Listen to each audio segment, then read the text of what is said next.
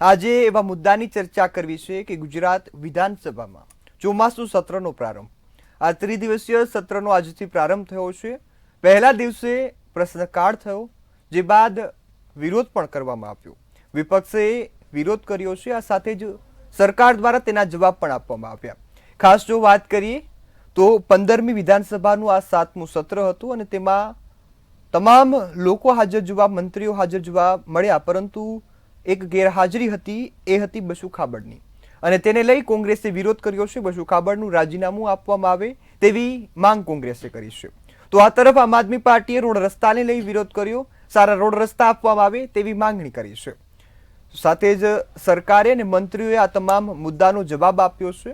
આ સાથે વાત કરીએ તો ચોમાસુ સત્રનો આજથી પ્રારંભ થયો છે ને આ 3 દિવસ સુધી ચાલશે. એટલે કે આજે જે પણ ચર્ચાઓ થઈ, જે પ્રશ્નો કાળ હતો તેમાં પ્રશ્ન પૂછવામાં આવ્યા અને તેના જવાબ અપાયા. જો વાત કરીએ તો લગભગ આ સમયગાળા દરમિયાન 14 જેટલા પ્રશ્નો પૂછવામાં આવ્યા અને આ પ્રશ્નોનો જવાબ આપ્યો. સાથે હાલ વાત કરીએ, વિપક્ષ અત્યારે વિધાનસભામાં 2 જોવા મળી રહ્યા છે. એક તરફ આમ આદમી પાર્ટી કે જેના 4 ધારાસભ્ય છે, ને એક બાજુ કોંગ્રેસ. આ તમામ લોકો વિરોધ કરી રહ્યા છે. ખાસ વાત કરીએ તો મંત્રીઓને પ્રશ્ન પૂછવામાં ગોપાલ ઇટાલિયાએ એવું જણાવ્યું કે મારા પ્રશ્ન ઘણા બધા હતા, પરંતુ તેમને યોગ્ય ન્યાય નથી મળ્યો. તો આ તરફ કોંગ્રેસનો આક્ષેપ છે કે મંત્રીઓ આવા પ્રકારના કૌભાંડો આચરે છે, લોકોની રોજગારી છીનવે છે, તો તેમનું રાજીનામું કેમ ન લેવું જોઈએ. આ તમામ મુદ્દા પર આજે સીધો સંવાદમાં ચર્ચા કરીશું વિધાનસભાના ચોમાસુ સત્ર પર આરપારમાં.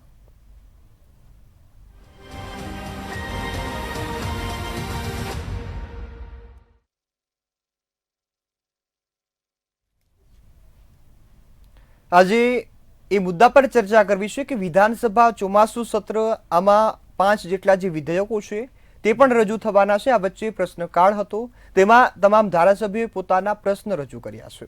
આ મુદ્દા પર આજે સીધો સંવાદમાં ચર્ચા કરવી છે. આપણી સાથે આ મુદ્દા પર ચર્ચા કરવા માટે ભાજપના પ્રવક્તા શૈલેષ પરમાર જોડાયા છે, કોંગ્રેસના પ્રવક્તા મુકેશભાઈ વિશ્વકર્મા જોડાયા છે અને એક વિશ્લેષક તરીકે મિલનભાઈ ખીરા જોડાયા છે. આપ સૌ મહાનુભાવોનું મંતવ્ય ન્યૂઝ પર સ્વાગત છે.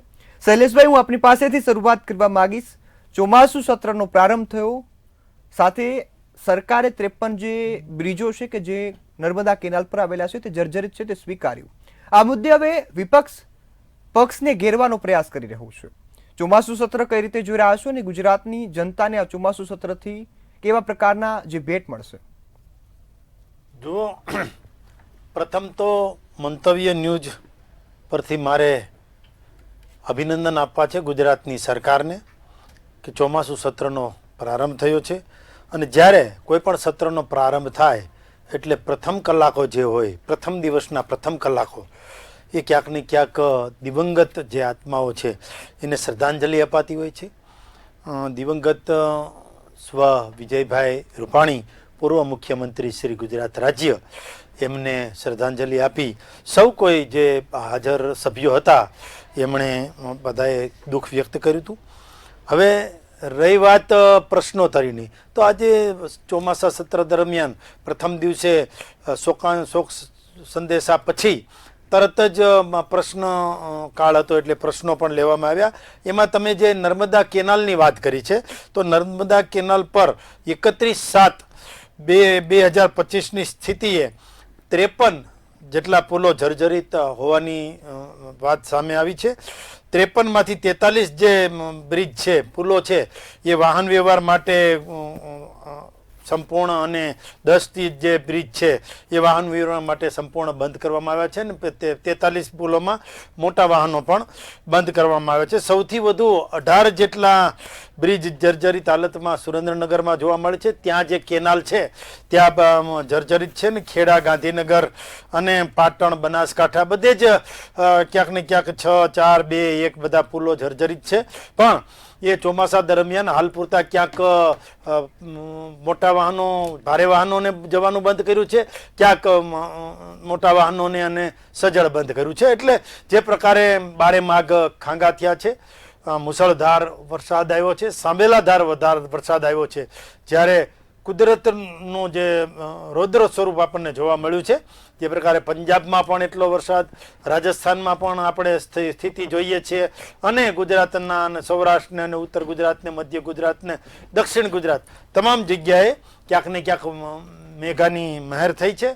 પણ સત્રની શરૂઆત થઈ અને પ્રશ્નોત્તરી કાળ આવ્યો એટલે પ્રશ્નોત્તરી કાળમાં જે પ્રશ્ન આવ્યા છે અને જે મંત્રીઓને લાગુ પડતા હતા એ મંત્રીઓએ જવાબ આપ્યા છે અને ગેરહાજર મંત્રી હોય કે હાજર મંત્રી હોય એનો પણ ચિતાર ત્યાંથી અપાયો છે. અને જે પ્રકારની વાતો બચ્ચુભાઈ ખાબડ બાબતે આવી હતી તો એમાં પણ જે શા માટે નથી આવ્યા અને શું છે શું નહીં એની ગંભીરતાથી સરકારે પણ વિચાર કર્યો છે અને પ્રશ્ન પણ પૂછાયો હતો અને મીડિયાની બહાર પણ પ્રશ્ન લેવાયો હતો. એટલે એ બાબતમાં જે પ્રવક્તા મંત્રી શ્રી ઋષિકેશભાઈ પટેલે 2 દિવસ પહેલાં બાઇટ પણ આપી હતી અને એમને શું કારણો છે અને કેમ નથી આવતા એ બાબતે પૂછવામાં આવશે.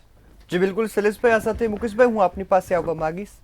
ચોમાસુ વિધાનસભા સત્રની શરૂઆત થઈ છે. આજે ખાસ કરી અને કોંગ્રેસે બચુ ખાબડને લઈ વિરોધ નોંધાવ્યો અને આમ આદમી પાર્ટીએ રોડ રસ્તાઓને લઈ વિરોધ નોંધાવ્યો છે. આક્ષેપ તો એવા પણ થયા છે કે યોગ્ય જવાબ નથી મળતો અને જો ભાજપનો નેતા છે તો તેની સામે કાર્યવાહી નથી થતી. આવો આક્ષેપ કોંગ્રેસનો છે.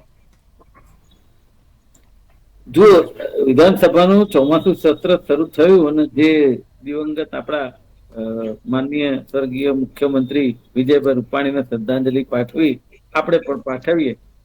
પણ ત્યારબાદ જે પ્રશ્નોત્તરી હતી એની અંદર જે વાત કરવામાં આવી, સૌ પ્રથમ તો વિરોધ પક્ષોએ વિરોધ પક્ષ તરીકેની ભૂમિકા નીચે જે મર્યાદામાં થાય એ બધી કરી અને વિરોધ પણ કર્યો અને એ પોસ્ટરો સાથે અને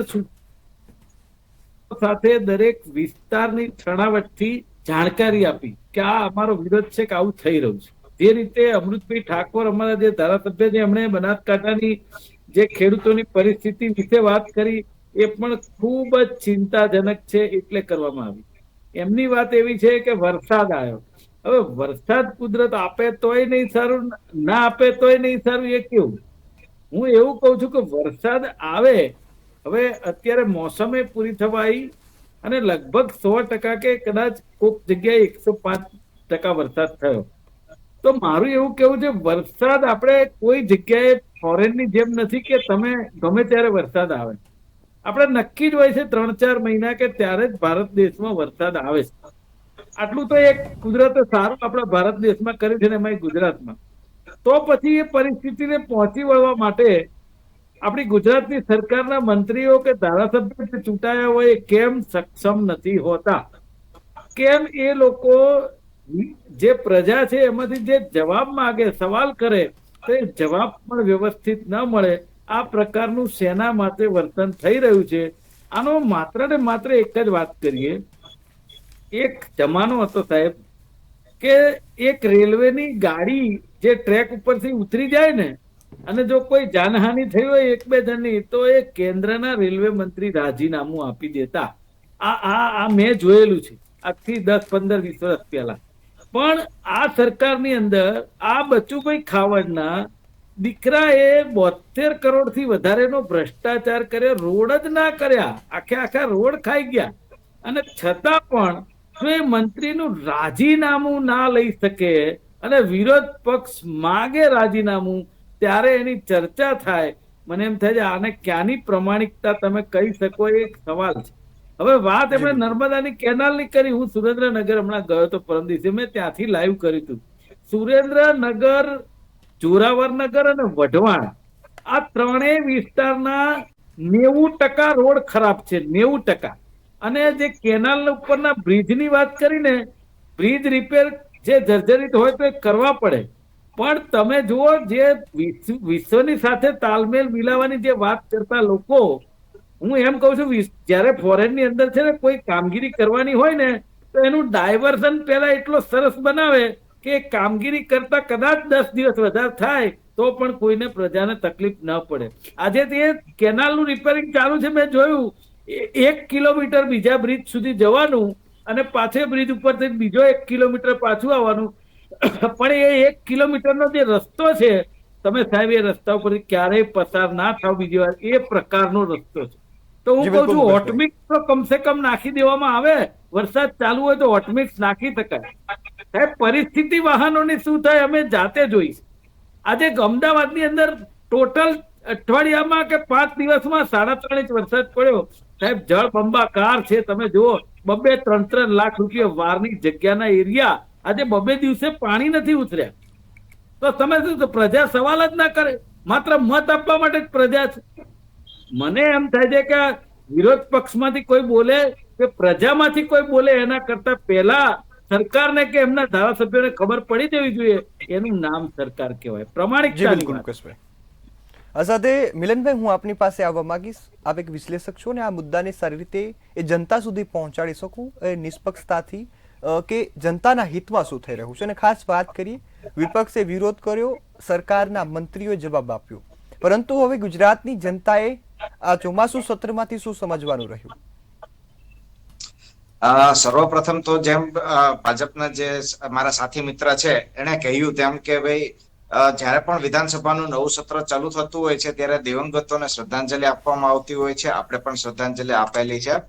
અને હવે જે કહેવાનો મુદ્દો એવો છે કે આજના દિવસની અંદર માત્ર 1 કલાક આસપાસ જ પ્રશ્નોત્તરી સત્ર રાખવામાં આવેલું હતું, કારણ કે પહેલો દિવસ હોય ત્યારે નોર્મલી જે પ્રશ્નોત્તરી કાળ હોય છે તે નાનો હોય છે.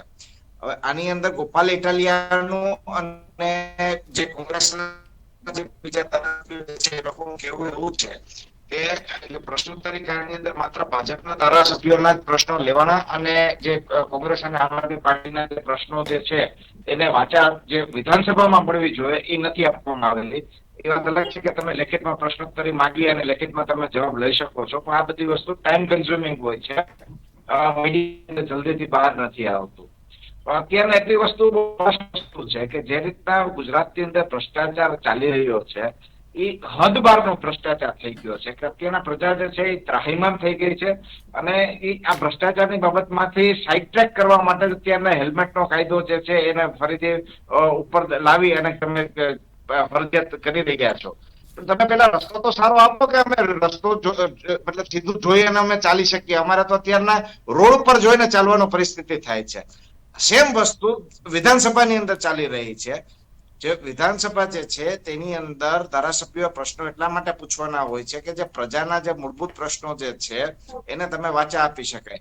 હવે તમે એક બાજુ એવી રીતે કહો છો કે સંસદની અંદર જયારે વિપક્ષ પ્રશ્નો ઉઠાવે છે અને હોબાળો મચાવે છે ત્યારે કે ભાઈ 120 કલાકમાંથી 37 કલાક જ સંસદ સભા ચાલી અને બાકીનો સમય જે છે તે વેડફાઈ ગયો. તો તમે વિધાનસભાની અંદર શું કરી રહ્યા છો? વિધાનસભાની અંદર વિપક્ષો પ્રશ્ન ન પૂછી શકે એના માટે તમે સમય વેડફી રહ્યા છો. તમે જવાબ નથી આપી રહ્યા, તમે જવાબ આપવા નથી માંગતા. પણ પ્રજા જે છે તે જોઈ શકે છે, અનુભવી શકે છે. બરાબર છે? આ વસ્તુ ભૂલવાની જરૂરિયાત નથી. એટલે અત્યારના જે રીતના વિરોધ જે થઈ રહ્યો છે એ હવે ખાલી પ્રજા નથી કરી રહી, ભાજપના ખુદના કોર્પોરેટરો, ધારાસભ્યો અને સંસદ સભ્યો શીખે પણ જે છે તે મીડિયાની અંદર અને જાહેરની અંદર આવી અને પોતાનો વિરોધ દર્શાવી રહ્યા છે કે હવે જે છે તે દરેક વસ્તુમાં હદ જે છે તે પાર થઈ ચૂકી છે. અત્યારના કદાચ એવું પણ કહી શકું તેમાં અતિશયોક્તિ જરાય નથી કે અત્યારના સરકારી તંત્ર ઉપર સરકારની કે ભાજપની કોઈ પકડ જ નથી. માત્ર ને માત્ર અધિકારીઓ લેવલ ઉપર જ ડિસિઝન લેવાય છે અને અધિકારીઓ મન ફાવે એવો ભ્રષ્ટાચાર કરે છે. બાકી આજ દિવસ સુધી જોયું છે કે તમે હજી પુલનું ઉદ્ઘાટન કર્યું હોય ને એ પેલા તો એમાં તિરાડો પડી ગઈ હોય, એમાં પુલ બેસી ગયો હોય, આવા કોઈ દિવસ બનાવો જે છે એ 70 વર્ષમાં નથી બન્યા. હા, પુલ તૂટ્યા છે, ભ્રષ્ટાચાર થયો છે, બધી જ વસ્તુ થઈ છે, પણ તો ઉદ્ઘાટન થાય એની પણ તમે રાહ નથી જોવા માંગતા. આ હદનો જે ભ્રષ્ટાચાર થઈ રહ્યો છે એ પ્રજા અનુભવી શકે છે અને હવે આના ઉપર કંટ્રોલ કરવો ખૂબ જ જરૂરી વસ્તુ છે અને ભાજપના હિતની વસ્તુ છે કે હવે આ કંટ્રોલ કરો, કારણ કે હવે આ બધી વસ્તુ અતિની કોઈ ગતિ નથી હોતી. એના જેવી પરિસ્થિતિ અત્યારે સર્જાઈ ચૂકેલી છે. એટલે હું માત્ર મારા સાથી મિત્રોને એટલું જ કહીશ કે હવે છે તેને થોડુંક પ્રજા સુધી લઈ જાઓ. અને અત્યારના બીજો પણ એક પ્રશ્ન તમને પૂછવા માંગુ છું, અને જે અત્યારના આપણો પ્રોગ્રામ જોઈ રહ્યા છે એ પ્રેક્ષકોને પણ હું પૂછવા માંગુ છું, તમારા એરિયાના કયા કોર્પોરેટરોને તમે ઓળખો છો, કયા ધારાસભ્યને તમે ઓળખો છો કે કયા સંસદ સભ્યને તમે ઓળખો છો, અને તમે એની ઓફિસમાં જાઓ તો તમને સારી રીતના એન્ટરટેન કરવામાં આવે અથવા તો તમારા કામ થઈ શકે છે. ઇવન ભાજપના કાર્યકર્તાઓના પણ કામ નથી થઈ શકતા. ઈ હદની અત્યારના કાર્યશૈલી થઈ ચૂકેલી છે અને આને તાત્કાલિક અસરથી સરકારે પગલા લેવાની જરૂરિયાત છે, અન્યથા બહુ મોટા અનર્થો થવા જઈ રહ્યા છે. જી મિલનભાઈ, હું આપની પાસે આવીશ ફરીથી. શૈલેષભાઈ, વાત કરીએ સૌથી મોટો મુદ્દો ગુજરાતની જનતા સાથે વિપક્ષ હવે એ મુદ્દા સાથે ઊભું છે કે ગુજરાતમાં રસ્તા નથી અને પરિસ્થિતિ જોવા જઈએ તો એ તાક પણ એ રીતે ખાય છે કે રસ્તાઓની અછત છે અથવા તો રસ્તા તૂટી ગયા છે ને એ સ્થિતિ તમામ ગુજરાતીઓએ જોઈ છે, તમામ લોકોએ જોઈ છે અને વિપક્ષ હવે આ જ રસ્તો અપનાવે છે કે રસ્તા નથી મળતા. ખાસ વાત કરીએ તો ખંભાળિયા વિસ્તારમાં પણ જે હેમંત ખાવા છે તેઓએ રેલી કાઢી અને વિરોધ કર્યો છે કે રસ્તાઓ નથી. ગોપાલ ઇટાલિયાએ પણ આ જ મુદ્દો આજે વિધાનસભામાં ઉઠાવ્યો કે રસ્તાઓ નથી. ગુજરાતની તમામ જનતા હવે રસ્તાને લઈ એક તરફ રોષ ઠાલવી રહી છે. પહેલા તો રોડ અને રસ્તા, જ્યારે ચોમાસું આવે ત્યારે આ પ્રશ્ન કદાચ દુબઈ જેવું સિટી હોય એમાં પણ થાય ને. દુબઈમાં તો 4 ઇંચ વરસાદ પડે ને તો રસ્તા ધોવાઈ જતા હોય છે ને, રસ્તામાં પાણી ભરાઈ જતું હોય છે, કારણ કે ડામર અને પાણીને ભળતું નથી. એક વાત કે રોડ રસ્તાની વાત થઈ, અહીંયા બ્રિજની વાત થઈ, તો નોંધાયેલા જેટલા બ્રિજ છે એ બ્રિજમાં જે અધિકારીઓ માનો કે બ્રિજની ક્યાંક તિરાડ પડી છે અથવા તો બ્રિજ જે છે રોડ રસ્તાના એમાં ક્યાંય ખામી આવી છે તો એની ઉપર ક્યાંક ને ક્યાંક પગલાં લીધા છે અને પગલાં લઈ અને એમને માનો કે કેનાલ પરના બ્રિજ હોય કે જે બીજા બ્રિજ હોય ગમે તે હોય તો એમાં ક્યાંય તે તિરાડ પડી છે તો એવા અધિકારીઓ જે છે એ અધિકારીઓને સસ્પેન્શન સુધી લઈ ગયા છે. અને ગોપાલ ઇટાલિયાની વાત થઈ તો ગોપાલ ઇટાલિયાનું હું ત્યાં વિધાનસભાના પરિસરમાં જ હતો અને મેં ત્યાં જઈને જોયું પણ છે કે ગોપાલ ઇટાલિયાએ માત્ર ખાણ ખનીજમાં કેટલી લીજો આપી છે એનો જ પ્રશ્ન પૂછ્યો છે. એટલે કહેવાનો મતલબ એટલો છે કે એને એમાં જ રસ છે. લોકો ગરીબોના પ્રશ્નો, નાના નાના જે આવાસો છે એના પ્રશ્નો, ખેડૂતોના પ્રશ્નો, વરસાદના પ્રશ્નો એની પાસે છે નહીં, પણ એને ખાણ ખનીજમાં શું રસ છે એ તો સૌ લોકો જાણે છે.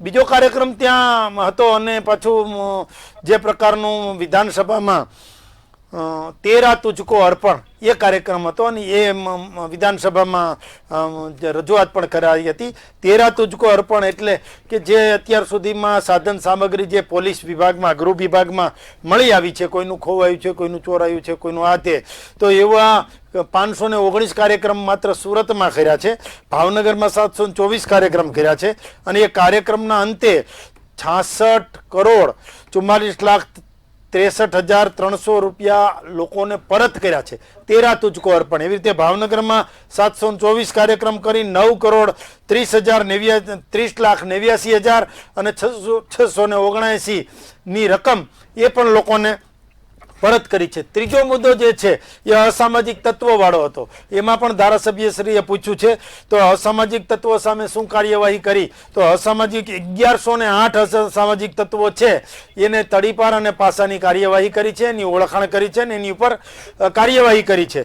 અમદાવાદ શહેર હોય, સુરત શહેર હોય, 278 અસામાજિક તત્વો છે એની ઉપર પાસાની કાર્યવાહી કરી છે, તડીપાર સુધીની કાર્યવાહી કરી છે અને 986 જે તત્વો છે ખાલી સુરતમાં એને તડીપાર કર્યા છે ને પાસા હેઠળ લીધા છે. 339 જે લોકો છે અસામાજિક તત્વો એની ઉપર પણ કાર્યવાહી કરી છે.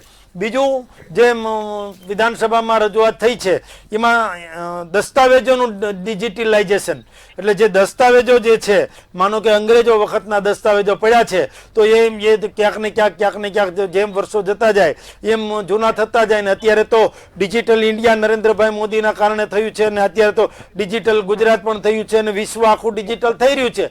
ત્યારે આપણે કેમ પેપરલેસ ન બનીએ? કેશલેસ પણ આવી ગયું છે, પેપરલેસ પણ આવી ગયું છે. જોવા જઈએ તો કોઈ પણ બાબત હોય ત્યાં ડિજિટલાઇઝેશન થઈ ગયું છે. તો 2,44,000 સ્ક્વેર ફૂટમાં મ્યુઝિયમ બનાવીશું અને મ્યુઝિયમની અંદર ડેટાબેઝ સ્ટોરેજ સેન્ટર બનાવવાનું છે અને એમાં જે અંગ્રેજો વખતના જે રેવન્યુ રેકોર્ડના જે છે કાગળો એ બધાનું મ્યુઝિયમ બનાવી અને ડિજિટલાઇઝેશન કરવાનું છે. એટલે આવી બાબતો પણ ઉડીને આંખે વળગે છે, પણ જેમને નેગેટિવ વાત કરવી છે એ તો નેગેટિવ વાત કરવાના જ છે. આપણા લો એન્ડ ઓર્ડરની વાત કરવી જોઈએ, આપણી જનજાગૃતિ અભિયાન કેટલું થયું એ પણ જોવું જોઈએ, આપણે મક્કમ લો એન્ડ ઓર્ડર કેટલો છે એ પણ જોવું જોઈએ અને કાયદાનું કડક અમલીકરણ કઈ રીતે થાય એ દિશામાં સરકાર ચાલતી હોય એટલે સરકારની નીતિ અને નિયત જે છે એ સાફ છે.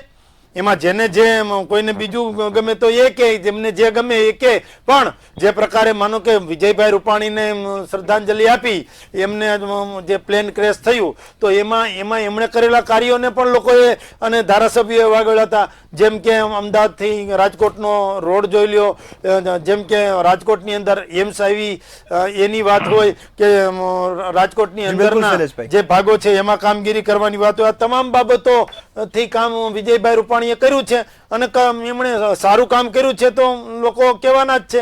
બીજું ગાંધીનગર, જી હું આપની પાસે ફરીથી આવીશ.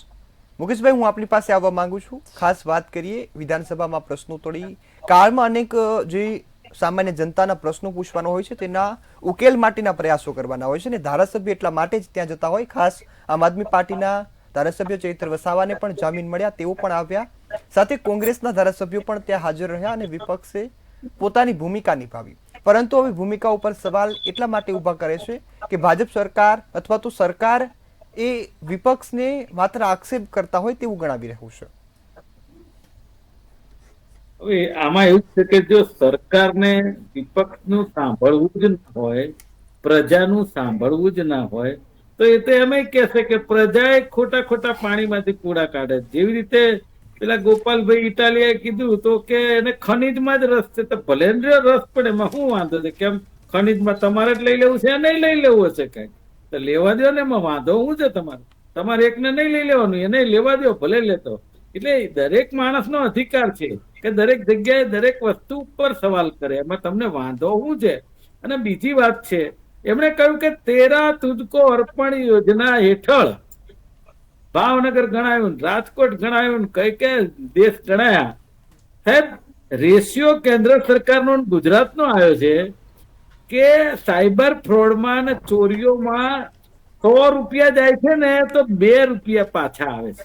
98% રિઝલ્ટ મળતું નથી. હવે તમે એમને કહો કે તમે આરટીઆઈ અમલ નથી કરવી, તમે બીજી ડિબેટમાં આંકડા લેતા આવજો કે તમે જે પ્રોગ્રામો કર્યા 54 કે 60 એના ટોટલ રૂપિયા કેટલા પાછા આપ્યા, તમે ખર્ચો કેટલો કર્યો અને એ ખર્ચો કોના ખિસ્સામાંથી થયો. આ એક એવી વાત છે કે પ્રજાની અંદર જે એમણે કરોડો રૂપિયા ગણાયા ને ગયા છે કેટલા એનો આંકડો પહેલા જોઈએ અને એ આંકડામાંથી કેટલા પાછા આવ્યા એની વાત કરીએ તો મને એવું લાગે છે કે પ્રજાકીય કામ કહેવાય. બાકી તમે યોજના તો પેલો ગરીબ મેળો કરીએ તો ગરીબ મેળાનો મંડપ જ કરોડો રૂપિયાનો હોય અને તમે જુઓ તો એ અધિકારીઓની ફોજ ને ગાડીની લાઈનો ને ડીઝલ બળે, પણ ગરીબને શું મળ્યું એના ઉપર ક્યારેય કોઈ વિચાર્યું નથી. હું એમ કઉ છું કે વિરોધ પક્ષના ધારાસભ્યોએ બનાસકાંઠાની જે વાત કરી છે ને એ ખેડૂતોની વાત બહુ ચિંતાજનક છે તમને કહું, અને એટલા માટે એ લોકોએ વાત કરી છે. અને જે રીતે ગુજરાતની પરિસ્થિતિ છે ને એમાં તો હું એમ કઉ છું 156 ધારાસભ્યો ભારતીય જનતા પાર્ટીના છે, તો મને એવું લાગે છે કે શું એ લોકોને ખબર નથી કે ક્યાં શું પરિસ્થિતિ છે? ખરેખર તો એ લોકોએ કોઈ પ્રશ્ન ના કરવા જોઈએ ને કબૂલવું જોઈએ 2 કાન પકડીને કે આ પરિસ્થિતિ ખરાબ છે. અને જે લોકોએ પ્રશ્ન કર્યા છે ને ધારાસભ્ય એ ફેબ્રિકેટેડ પ્રશ્ન કર્યા છે કે જે ત્યાંથી આપવામાં આવ્યા અને એના જવાબો એમના મંત્રી આપે.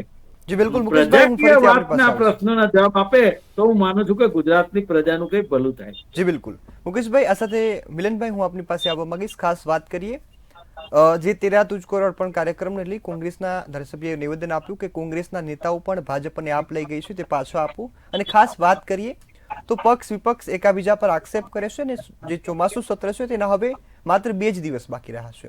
તો આપના મતે હવે કેવી ખાસ ચર્ચાઓ થવી જોઈએ ને એ ગુજરાતના જનતાના હિતમાં હોવી જોઈએ?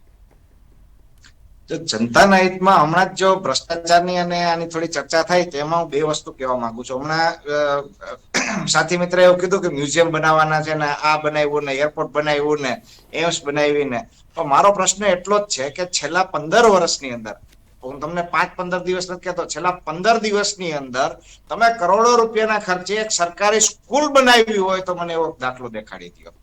કેટલા આઈએએસ અને કેટલા આઈપીએસ અધિકારીઓ વિરુદ્ધ ગૃહ ખાતાની અંદર કાયદા વિભાગની અંદર ભ્રષ્ટાચારની ફરિયાદો પેન્ડિંગ પડી છે અને ગૃહ ખાતું કે કાયદા ખાતું જે છે તેને મંજૂરી નથી આપી રહ્યું. આની વિગતો તમે જાહેર કરો અને શા માટે તમે એને મંજૂરી નથી આપતા આની વિગત તમે જાહેર કરો. તમે જે દેશનું ભવિષ્ય છે, જે વિદ્યાર્થીઓ છે, બાળકો છે, એના માટે તમે સ્કૂલ અને કોલેજ નથી બનાવી શકતા, અને માલે તુજારો માટે તમારે એરપોર્ટ બનાવવા છે, તમારે મ્યુઝિયમ બનાવવું છે. અરે ભાઈ, જે પાયાની જરૂરિયાત છે એ તો પેલા પૂરી કરો, અને એ એવી તો બનાવો કે જે રોડ રસ્તા છે 10-10 વર્ષ સુધી ચાલે કમસે કમ. ભારતની અંદર એવા હજારો રસ્તા છે કે જે 40-40, 50-50 વર્ષથી ટકેલા છે. બરોબર છે, પણ આ ગુજરાતની અંદર અત્યારના ભ્રષ્ટાચારના હિસાબે પથારી એવી ફરી ગઈ છે કે એક પણ રસ્તો એવો નથી કે જે 3 મહિના પણ ટકતો હોય, 4 મહિના પણ ટકતો હોય. આ તો છે ને બહાનું છે ખાલી કે ભાઈ વરસાદને નાને નથી પડતું વસ્તુ. તો શું છે, રોમનોના બનાવેલા જે રસ્તાઓ જે છે એ તો એને તો 5-5 હજાર વર્ષ થઈ ગયા, 4-4 હજાર વર્ષ થઈ ગયા. એ રસ્તાઓ અત્યારે ટકે છે, અને તમારા ભણાવેલા એન્જિનિયરો જે છે એના બનાવેલા રસ્તા જે છે એ 3 મહિના ટકે છે. એના બનાવેલા બ્રિજ છે એ વર્ષ દિવસ બાંધ ટકે છે, ત્યાં સુધીમાં ગાબડા પડી જાય છે. ઉદઘાટન થાય પેલા ગાબડા પડી જાય છે. તો આ તમે કેવું શિક્ષણ આપી રહ્યા છો કે એના હિસાબે આવા જે રસ્તાની અંદર ખાડા પડી જાય છે, આ રસ્તાઓ તૂટી જાય છે. બરોબર છે, એટલે પહેલા તો જે મૂળભૂત સુવિધાઓની જે પ્રજાને જરૂરિયાત છે એની ઉપર ચર્ચા કરો. તમે બસ સ્ટેન્ડ આવું બનાવ્યું, તમે ફલાણું આવું બનાવ્યું, તમે એરપોર્ટ ઉપર કરોડો રૂપિયાનો ખર્ચો કર્યો, હીરાસર એરપોર્ટ તમે આટલા કરોડો રૂપિયાનું બનાવ્યું. અરે સાહેબ, ત્યાં પીવાના પાણીની પણ વ્યવસ્થા પૂરતી નથી બાપા. એટલે પેલા તમે વાઈફાઈની ને પાણીની એની કઈક તો વ્યવસ્થા તમે કરો. તમને તો ખાલી ભ્રષ્ટાચાર એક જ કરવામાં રસ છે, ભ્રષ્ટાચાર સિવાય એક પણ વસ્તુમાં કોઈને પણ રસ નથી. એટલે હવે તમે થોડીક મહેરબાની કરો, એટલી જ મારી વિનંતી છે. સત્ય, ચર્ચા હજુ ઘણી લાંબી ચાલે છે, પરંતુ સમયની મર્યાદા છે, એટલે આપણે અહીં આ મુદ્દાને સમાપ્ત કરવો પડશે. આપ સૌ અમારી સાથે જોડાયા અને મુદ્દા પર ખૂબ સરસ ચર્ચા કરીને માહિતી આપી બદલ આપ સૌનો આભાર. ખાસ અહીં વાત વિધાનસભાના ચોમાસુ સત્રની છે, તો અહીં વિપક્ષે પ્રશ્ન પૂછ્યા અને સરકારના મંત્રીઓએ તેમના જવાબ પણ આપ્યા છે. ખાસ વાત ગુજરાતના રસ્તાઓની છે, તો એ સ્થિતિ તમામ ગુજરાતીઓને, તમામ લોકોને દેખાય છે કે રસ્તાની સ્થિતિ શું છે. વાત ભ્રષ્ટાચારની થઈ રહી છે, ત્યારે ભ્રષ્ટાચાર મોટે પાયે થઈ રહ્યો છે. આશા છે કે આગામી સમયમાં સરકાર આ મુદ્દાઓ પર ધ્યાન દેશે, ગુજરાતની જનતાના હિતમાં નિર્ણય લેશે અને તમામ લોકોને પાયાની સુવિધાઓ સારી રીતે અને એ પણ ભ્રષ્ટાચાર મુક્ત મળે તેવી કામગીરી કરશે. આજના મુદ્દામાં બસ આટલું જ. ફરી મળીશું નવા વિષય સાથે. ત્યાં સુધી મને રજા આપશો. નમસ્કાર.